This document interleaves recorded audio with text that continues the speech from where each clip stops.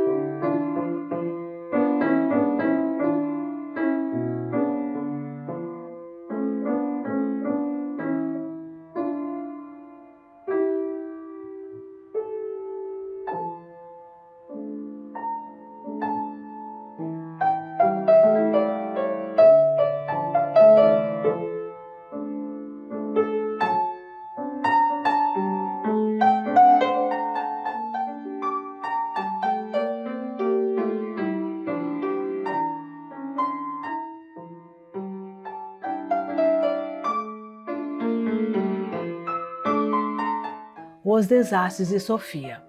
Qualquer que tivesse sido seu trabalho anterior, ele o abandonara, mudara de profissão e passara pesadamente a ensinar no curso primário. Era tudo o que sabíamos dele. O professor era gordo, grande e silencioso, de ombros contraídos. Em vez de nó na garganta, tinha ombros contraídos. Usava paletó curto demais, óculos sem aro, com um fio de ouro encimando o nariz grosso e romano. E eu era atraída por ele. Não amor, mas atraída pelo seu silêncio e pela controlada impaciência que ele tinha em nos ensinar. E que, ofendida, eu adivinhara. Passei a me comportar mal na sala. Falava muito alto, mexia com os colegas, interrompia a lição com piadinhas, até que ele dizia vermelho: "Cale-se ou expulso a senhora da sala." Ferida triunfante, eu respondia em desafio: "Pode me mandar." Ele não mandava, senão estaria me obedecendo, mas eu o exasperava tanto que se tornara doloroso para mim ser o objeto do ódio daquele homem que, de certo modo, eu amava. Não o amava como a mulher que eu teria sido um dia. Amava-o como uma criança que tenta desastradamente proteger um adulto, com a cólera de quem ainda não foi covarde e vê um homem forte, de ombros tão curvos. Ele me irritava. De noite, antes de dormir, ele me irritava. Eu tinha 9 anos e pouco, dura idade, como o talo não quebrado de uma begônia. Eu espicaçava e, ao conseguir exacerbá-lo, sentia na boca, em glória de martírio, a acidez insuportável da begônia quando é esmagada entre os dentes, e roía as unhas, exultante. De manhã, ao atravessar os portões da escola, pura como ia com meu café com leite e a cara lavada, era um choque deparar em carne e osso com um homem que me fizera devanear por um abismal minuto antes de dormir. Em superfície de tempo, fora 1 minuto apenas, mas em profundidade eram velhos séculos, de escuríssima doçura. De manhã, como se eu não tivesse contado com a existência real daquele que desencadeara meus negros sonhos de amor. De manhã, diante do homem grande, com seu paletó curto, em choque, eu era jogada na vergonha, na perplexidade e na assustadora esperança. A esperança era o meu pecado maior. Cada dia renovava-se a mesquinha luta que eu encetara pela salvação daquele homem. Eu queria o seu bem e, em resposta, ele me odiava.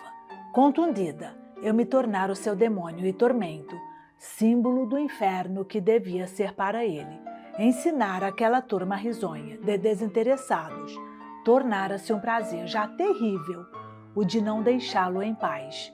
O jogo, como sempre, me fascinava, sem saber que eu obedecia a velhas tradições, mas com uma sabedoria com que os ruins já nascem, aqueles ruins que roem as unhas de espanto, sem saber que obedecia a uma das coisas que mais acontecem no mundo.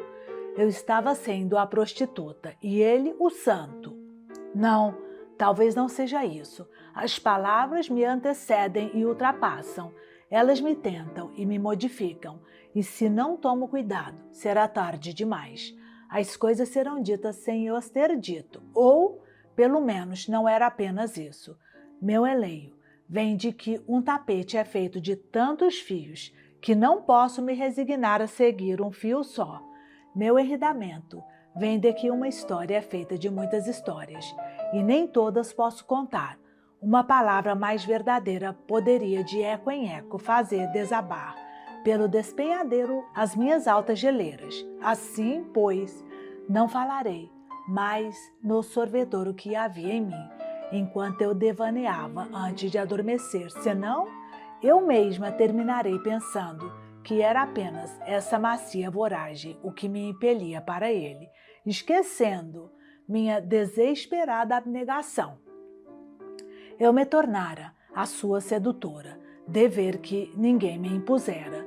Era de se lamentar que tivesse caído em minhas mãos erradas a tarefa de salvá-lo pela tentação, pois de todos os adultos e crianças daquele tempo, eu era provavelmente a menos indicada.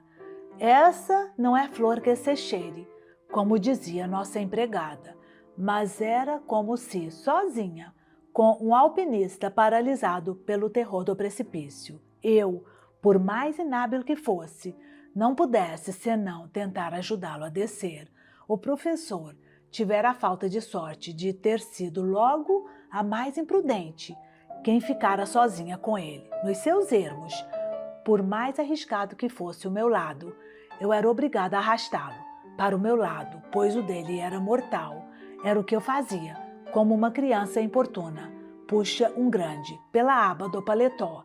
Ele não olhava para trás, não perguntava o que eu queria e livrava-se de mim com um safanão. Eu continuava a puxá-lo pelo paletó. Meu único instrumento era a insistência, e disso tudo ele só percebia que eu lhe rasgava os bolsos. É verdade que nem eu mesma sabia ao certo o que fazia. Minha vida com o professor era invisível, mas eu sentia que meu papel era ruim e perigoso. Impelia minha voracidade para uma vida real que tardava. E, pior que inábil, eu também tinha gosto em lhe rasgar os bolsos. Só Deus perdoaria o que eu era, porque só Ele sabia do que me fizera e para o quê. Eu me deixava, pois, ser matéria dele. Ser matéria de Deus era a minha única bondade e a fonte de um nascente misticismo. Não misticismo por ele, mas pela matéria dele, mas pela vida crua e cheia de prazeres. Eu era uma adoradora, aceitava a vastidão do que eu não conhecia e a ela me confiava toda, com segredos de confessionário. Seria para as escuridões da ignorância que eu seduzia o professor? E com ardor de uma freira na cela. Freira alegre e monstruosa. Ai de mim! E nem disso eu poderia me vangloriar. Na classe, todos nós éramos igualmente monstruosos e suaves, ávida matéria de Deus. Mas se me comoviam seus gordos ombros contraídos e seu paletózinho apertado, minhas gargalhadas só conseguiam fazer com que ele, fingindo a que custo me esquecer, mais contraído ficasse de tanto autocontrole. A antipatia que esse homem sentia por mim era tão forte que eu me detestava, até que meus risos foram definitivamente substituindo minha delicadeza impossível. Aprender eu não aprendia naquelas aulas, o jogo de torná-lo infeliz já me tomara demais, suportando com desenvolta amargura as minhas pernas compridas e os sapatos sempre cambaios, humilhada por não ser uma flor e, sobretudo, torturada por uma infância enorme que eu temia nunca chegar a um fim. Mais infeliz eu o tornava e sacudia com altivez a minha única riqueza, os cabelos escorridos que eu planejava ficarem um dia bonitos com permanente e que, por conta do futuro, eu já exercitava, sacudindo-os. Estudar eu não estudava, confiava na minha vadiação, sempre bem-sucedida, e que também o professor tomava como mais uma provocação da menina odiosa. Nisso, ele não tinha razão. A verdade é que não me sobrava tempo para estudar. As alegrias me ocupavam. Ficar atenta me tomava dias e dias. Havia os livros de história que eu lia roendo de paixão as unhas até o sabugo, nos meus primeiros êxtases de tristeza, refinamento que eu já descobrira. Havia meninos que eu escolhera e que não me haviam escolhido. Eu perdia horas de sofrimento, porque eles eram inatingíveis, e mais outras horas de sofrimento, aceitando-os com ternura, pois o homem era o meu rei da criação. Havia esperançosa ameaça do pecado. Eu me ocupava com medo em esperar, sem falar que estava permanentemente ocupada em querer e não querer ser o que eu era. Não me decidia por qual de mim toda eu é que não podia. Ter nascido era cheia de erros a corrigir. Não era para irritar o professor que eu não estudava. Só tinha tempo de crescer, o que eu fazia para todos os lados com uma falta de graça, que mais parecia o resultado de um erro de cálculo. As pernas não combinavam com os olhos e a boca era emocionada enquanto as mãos se esgalhavam sujas. Na minha pressa, eu crescia sem saber para onde. O fato de um retrato da época me revelar, ao contrário, uma menina bem plantada, selvagem e suave, com olhos pensativos embaixo da franja pesada. Esse retrato real não me desmente, só faz revelar uma fantasmagórica estranha, que eu não compreenderia se fosse a sua mãe. Só muito depois, tendo finalmente me organizado em corpo e sentindo-me fundamentalmente mais garantida, pude me aventurar e estudar um pouco. Antes, porém, eu não podia me arriscar a aprender, não queria me disturbar, tomava intuitivo cuidado com o que eu era, já que eu não sabia o que era, e com vaidade cultivava a integridade da ignorância. Foi pena o professor não ter chegado a ver aquilo em que 4 anos depois, inesperadamente eu me tornaria. Aos 13 anos, de mãos limpas, banho tomado, toda composta e bonitinha, ele me teria visto como um cromo de Natal, à varanda de um sobrado. Mas, em vez dele, passara embaixo um ex-amiguinho meu, gritara alto o meu nome, sem perceber que eu já não era mais um moleque, e sim uma jovem digna cujo nome não pode mais ser berrado pelas calçadas de uma cidade. Que é? Indaguei do intruso com a maior frieza. Recebi então, como resposta gritada, a notícia de que o professor morrera naquela madrugada. E branca, de olhos muito abertos, eu olhara a rua vertiginosa a meus pés, minha compostura quebrada, como a de uma boneca partida. Voltando a 4 anos atrás, foi talvez por tudo o que contei, misturado e em conjunto, que escrevi a composição que o professor mandara. Ponto de desenlace dessa história e começo de outras, ou foi apenas por pressa de acabar de qualquer modo o dever para poder brincar no parque. Vou contar uma história, disse ele, e vocês façam a composição, mas usando as palavras de vocês. Quem for acabando não precisa esperar pela sineta, já pode ir para o recreio. O que ele contou?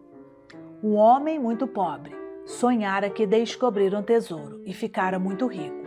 Acordando, arrumara sua trouxa, saíra em busca do tesouro, andara o mundo inteiro e continuava sem achar o tesouro. Cansado, voltara para sua pobre casinha e, como não tinha o que comer, começara a plantar no seu pobre quintal. Tanto plantara, tanto colhera, tanto começara a vender, que terminara ficando muito rico. Ouvi com ar de desprezo, ostensivamente brincando com o lápis, como se quisesse deixar claro que suas histórias não me ludibriavam e que eu bem sabia quem ele era. Ele contara, sem olhar uma só vez para mim, é que na falta de jeito de amá-lo e no gosto de persegui-lo, eu também o acossava com o olhar. A tudo o que ele dizia, eu respondia com um simples olhar direto, do qual ninguém em sã consciência poderia me acusar. Era um olhar que eu tornava bem límpido e angélico, muito aberto, como o da candidez, olhando o crime, e conseguia sempre o mesmo resultado. Com perturbação, ele evitava meus olhos, começando a gaguejar, o que me enchia de um poder que me amaldiçoava, e de piedade, o que, por sua vez, me irritava.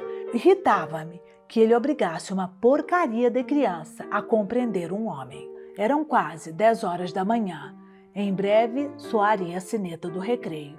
Aquele meu colégio, alugado dentro de um dos parques da cidade, tinha o maior campo de recreio que já vi.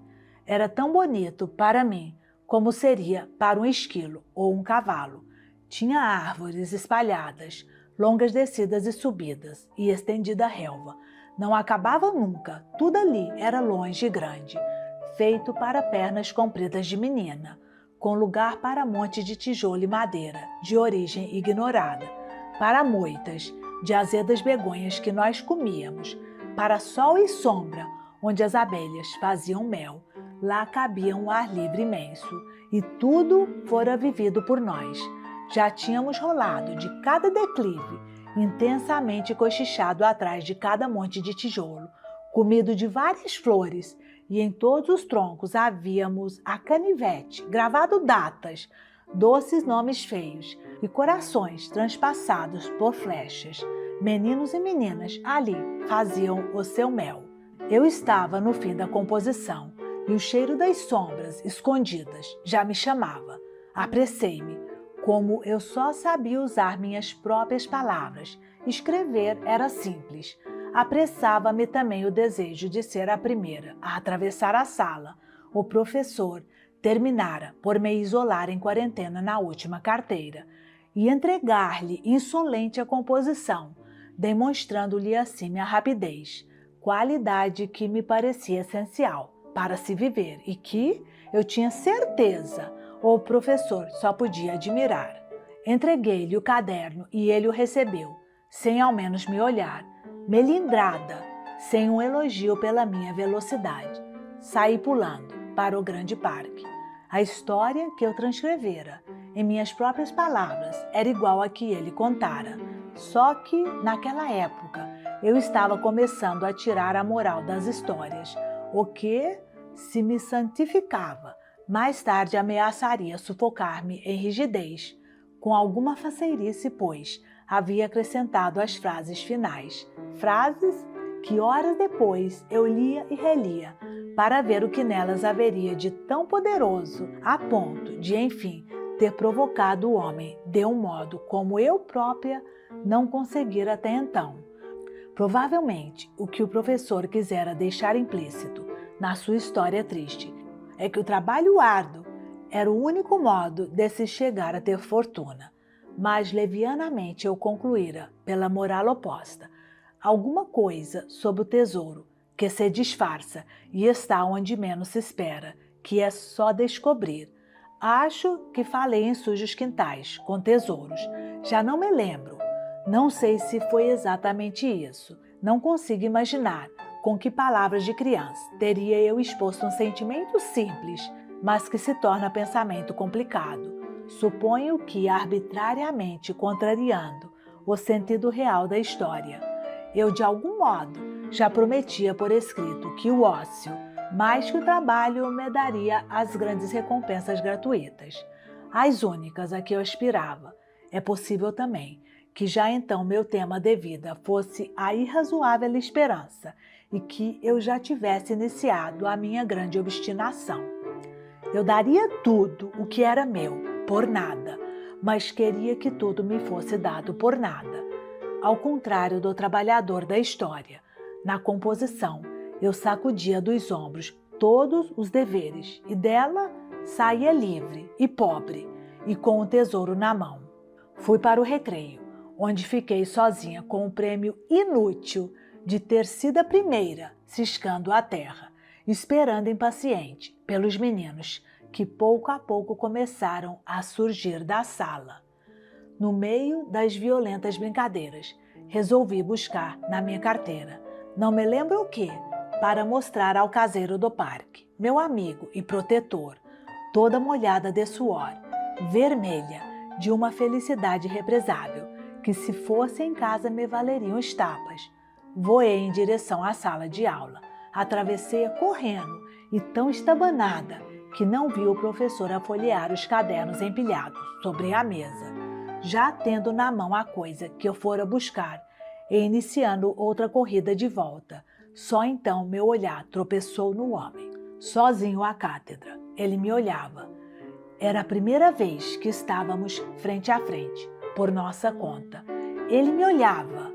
Meus passos devagarosos quase cessaram. Pela primeira vez eu estava só com ele, sem o apoio, cochichado da classe, sem a admiração que minha afoiteza provocava. Tentei sorrir, sentindo que o sangue me sumia do rosto. Uma gota de suor correu-me pela testa. Ele me olhava. O olhar era uma pata macia e pesada sobre mim, mas se a pata era suave, tolhia-me toda, como a de um gato que sem pressa prende o rabo do rato. A gota de suor foi descendo pelo nariz e pela boca, dividindo ao meio meu sorriso. Apenas isso, sem uma expressão no olhar. Ele me olhava. Comecei a costear a parede, de olhos baixos, prendendo-me toda a meu sorriso, único traço de um rosto que perdera os contornos. Nunca havia percebido como era comprida a sala de aula.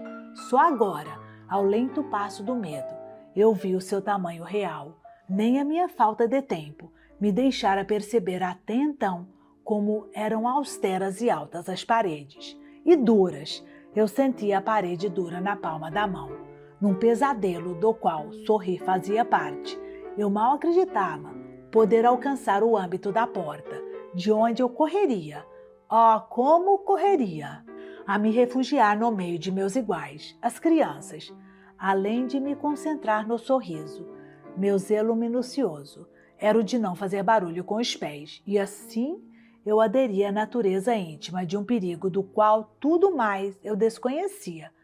Foi num arrepio que me adivinhei de repente, como um espelho, uma coisa úmida se encostando à parede, avançando devagar na ponta dos pés e com um sorriso cada vez mais intenso. Meu sorriso cristalizara a sala em silêncio, e mesmo os ruídos que vinham do parque escorriam pelo lado de fora do silêncio. Cheguei finalmente à porta e o coração, imprudente, pôs-se a bater alto demais, sob o risco de acordar o gigantesco mundo que dormia. Foi quando ouvi meu nome, de súbito, pregada ao chão, com a boca seca. Ali fiquei de costas para ele, sem coragem de me voltar. A brisa que vinha pela porta acabou de secar o suor do corpo.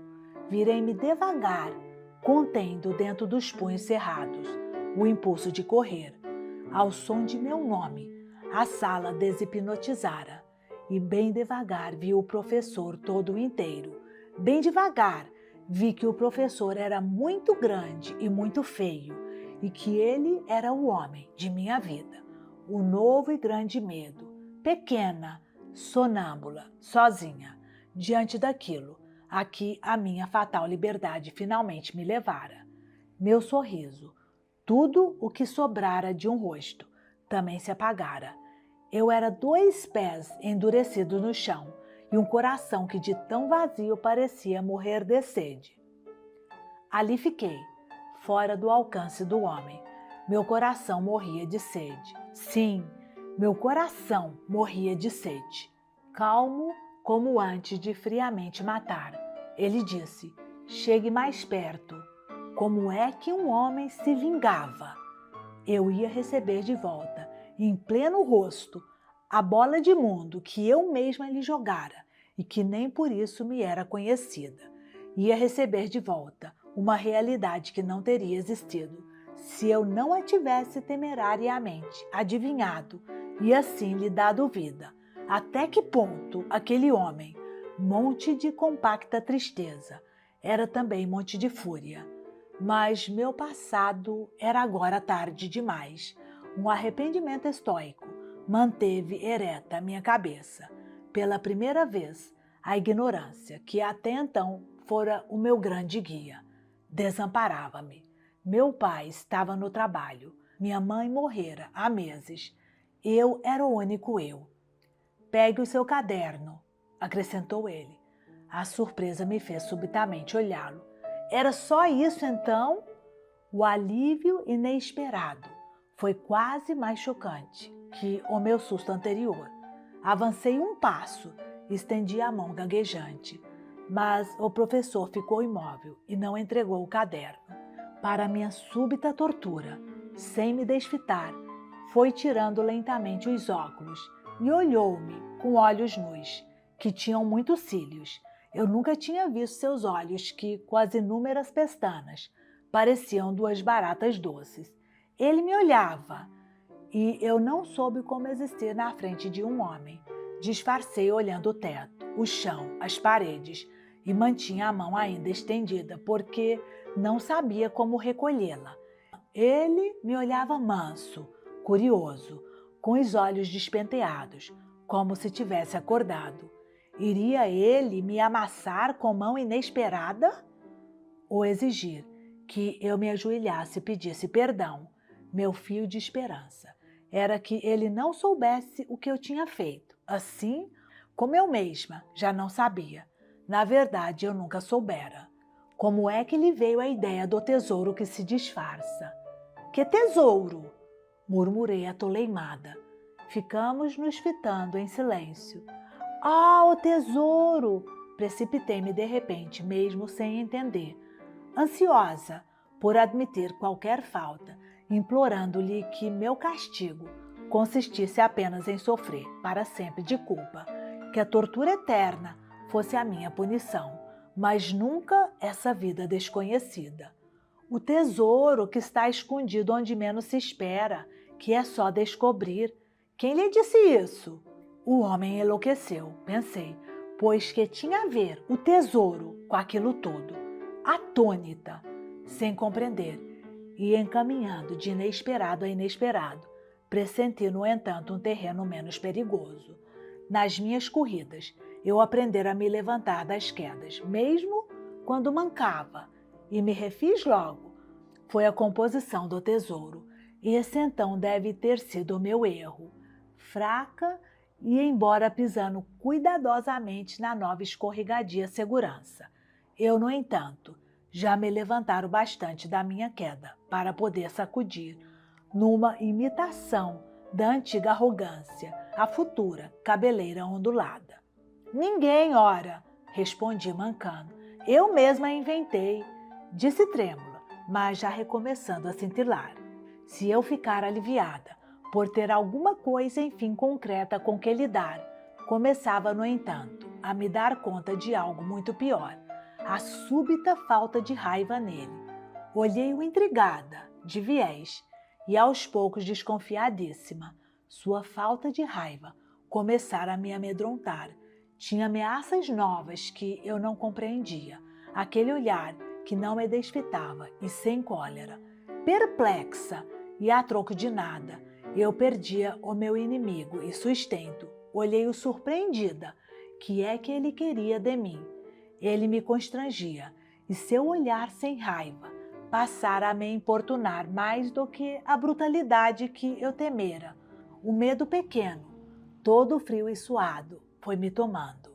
Devagar, para ele não perceber, recuei as costas até encontrar atrás delas a parede e depois a cabeça recuou até não ter mais para onde ir.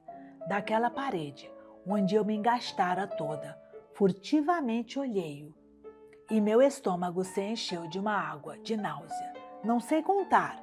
Eu era uma menina muito curiosa e, para minha palidez, eu vi, eriçada, prestes a vomitar, embora até hoje não saiba ao certo o que vi, mas sei que vi. Vi tão fundo quanto numa boca. De chofre eu vi o abismo do mundo. Aquilo que eu via era anônimo, como uma barriga aberta para uma operação de intestinos. Vi uma coisa se fazendo na sua cara. O mal-estar, já petrificado, subia com esforço até a sua pele. Vi a careta, vagarosamente hesitando e quebrando uma crosta.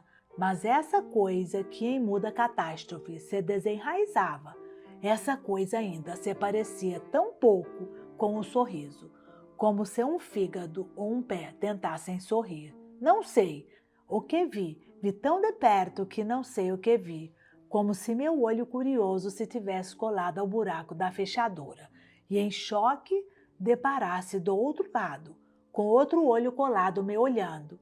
Eu vi dentro de um olho, o que era tão incompreensível como um olho aberto, com sua gelatina móvel, com suas lágrimas orgânicas. Por si mesmo o olho chora, por si mesmo o olho ri. Até que o esforço do homem foi se completando todo atento, e em vitória infantil ele mostrou, pérola arrancada da barriga aberta, que estava sorrindo. Eu vi um homem, com entranhas, sorrindo. Via sua apreensão extrema em não errar, sua aplicação de aluno lento, a falta de jeito como se de súbito ele se tivesse tornado canhoto. Sem entender, eu sabia que pediam de mim que eu recebesse a entrega dele e de sua barriga aberta, e que eu recebesse o seu peso de homem. Minhas costas forçaram desesperadamente a parede. Recuei. Era cedo demais para eu ver tanto. Era cedo demais para eu ver como nasce a vida. Vida nascendo era tão mais sangrento do que morrer. Morrer é ininterrupto, mas ver matéria inerte lentamente tentar se erguer como um grande morto-vivo. Ver a esperança me aterrorizava. Ver a vida me embrulhava o estômago. Estavam pedindo demais de minha coragem, só porque eu era corajosa. Pediam minha força, só porque eu era forte. Mas e eu? Gritei 10 anos depois, por motivos de amor perdido. Quem virá jamais à minha fraqueza? Eu olhava, surpreendida, e para sempre não soube o que vi. O que eu vira poderia cegar os curiosos. Então ele disse, usando pela primeira vez o sorriso que aprendera: sua composição do tesouro está tão bonita. O tesouro que é só descobrir. Você... Ele nada acrescentou por um momento. Perscrutou-me suave, indiscreto, tão meu íntimo, como se ele fosse o meu coração. Você é uma menina muito engraçada, disse afinal. Foi a primeira vergonha real de minha vida. Abaixei os olhos, sem poder sustentar o olhar indefeso daquele homem, a quem eu enganara. Sim, minha impressão era de que, apesar de sua raiva, ele de algum modo havia confiado em mim, e que então eu o enganara com a lorota do tesouro. Naquele tempo, eu pensava que tudo o que se inventa é mentira, e somente a consciência atormentada do pecado me redimia do vício. Abaixei os olhos com vergonha. Preferia sua cólera antiga, que me ajudara na minha luta contra mim mesma, pois coroava de insucesso os meus métodos e talvez terminasse um dia me corrigindo.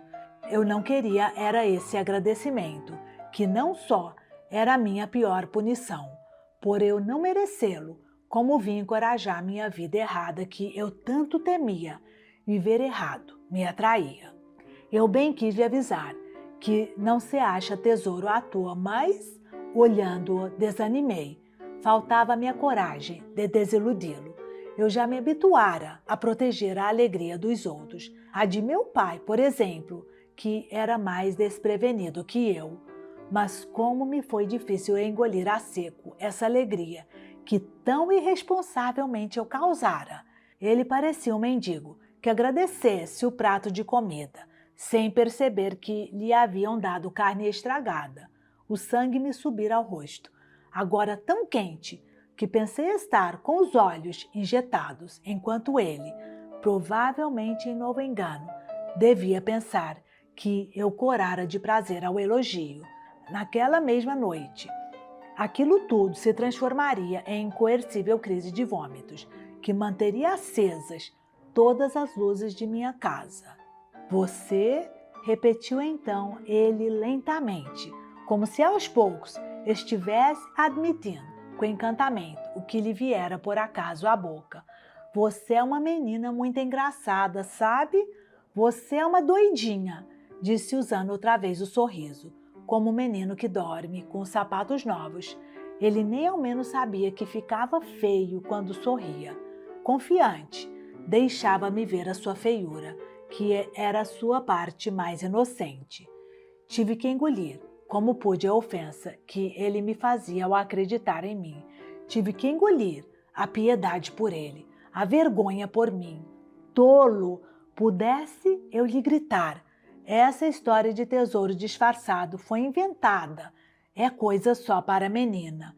Eu tinha muita consciência de ser uma criança, o que explicava todos os meus graves defeitos, e pusera tanta fé em um dia crescer, e aquele homem grande se deixar enganar por uma menina safadinha. Ele matava em mim, pela primeira vez, a minha fé nos adultos. Também ele, um homem, acredita como eu nas grandes mentiras. E de repente, com o coração batendo de desilusão, não suportei um instante mais. Sem ter pegado o caderno, corri para o parque, a mão na boca, como se me tivessem quebrado os dentes. Com a mão na boca, horrorizada, eu corria. Corria para nunca parar. A prece profunda não é aquela que pede. A prece mais profunda é a que não pede mais. Eu corria muito espantada. Na minha impureza, eu havia depositado a esperança de redenção nos adultos. A necessidade de acreditar na minha bondade futura fazia com que eu venerasse os grandes, que eu fizera a minha imagem, mas há uma imagem de mim, enfim, purificada pela penitência do crescimento, enfim, liberta da alma suja de menina. E tudo isso o professor agora destruía, e destruía meu amor por ele e por mim. Minha salvação seria impossível. Aquele homem também era eu, meu amargo ídolo que caíra ingenuamente nas artimanhas de uma criança confusa e sem candura, e que se deixara docilmente guiar pela minha diabólica inocência. Com a mão apertando a boca, eu corria pela poeira do parque, quando enfim me dei conta de estar bem longe da órbita do professor. Sofrei exausta a corrida e quase a cair, encostei-me em todo o meu peso no tronco de uma árvore, respirando alto, respirando. Ali fiquei ofegante e de olhos fechados, sentindo na boca o amargo empoeirado do tronco, os dedos mecanicamente passando e repassando pelo duro entalhe de um coração com flecha. E de repente, apertando os olhos fechados, gemi, entendendo um pouco mais. Estaria ele querendo dizer que eu era um tesouro disfarçado? O tesouro onde menos se espera? Oh, não, coitadinho dele, coitado daquele rei da criação, de tal modo precisara. De quê? De que precisara ele? Que até eu me transformara em tesouro. Eu ainda tinha muito mais corrida dentro de mim. Forcei a garganta seca a recuperar o fôlego e, empurrando com raiva o tronco da árvore, recomecei a correr em direção ao fim do mundo. Mas ainda não divisara o fim sombreado do parque e meus passos foram se tornando mais vagarosos, excessivamente cansados.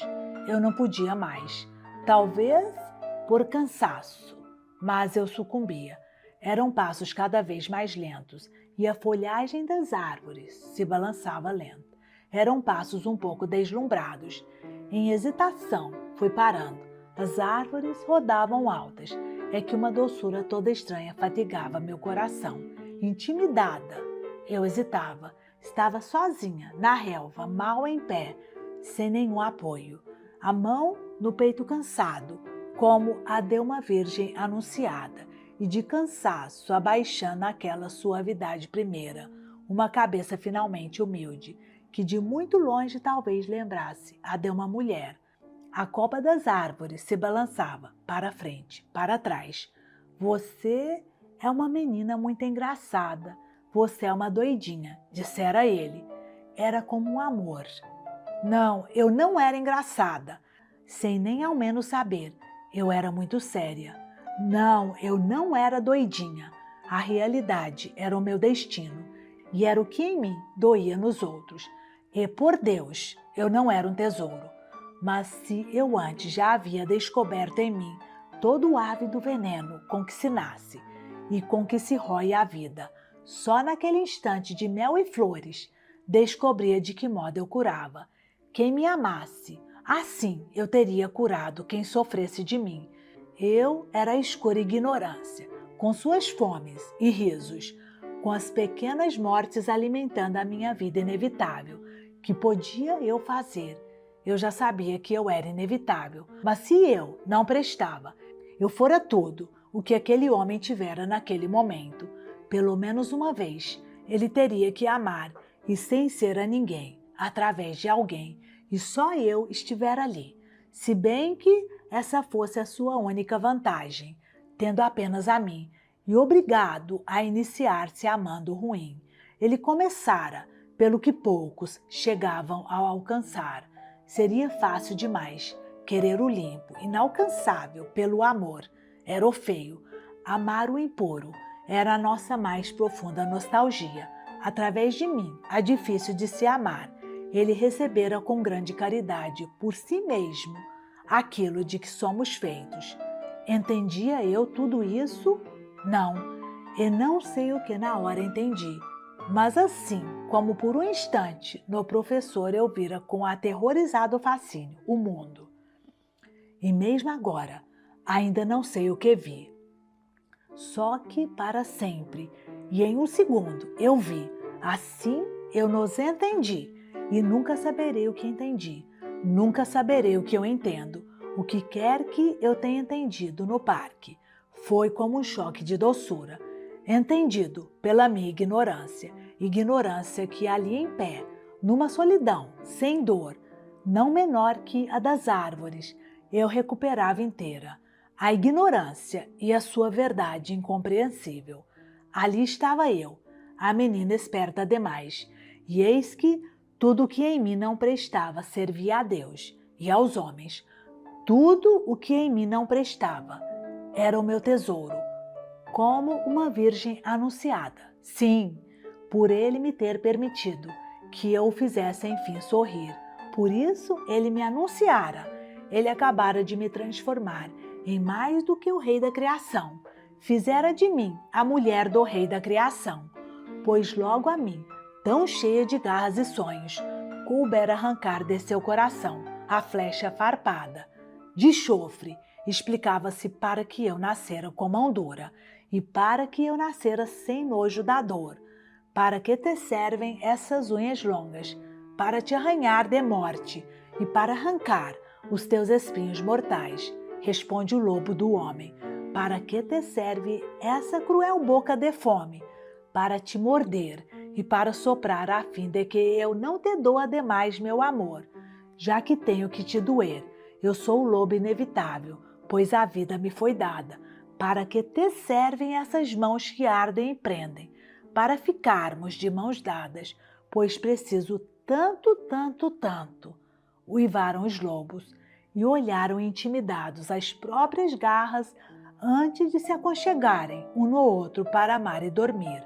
E foi assim que no grande parque do colégio lentamente comecei a aprender a ser amada, suportando o sacrifício de não merecer, apenas para suavizar a dor de quem não ama. Não, esse foi somente um dos motivos, é que os outros fazem outras histórias. Em algumas, foi de meu coração que outras garras cheias de duro amor arrancaram a flecha farpada, e sem nojo de meu grito.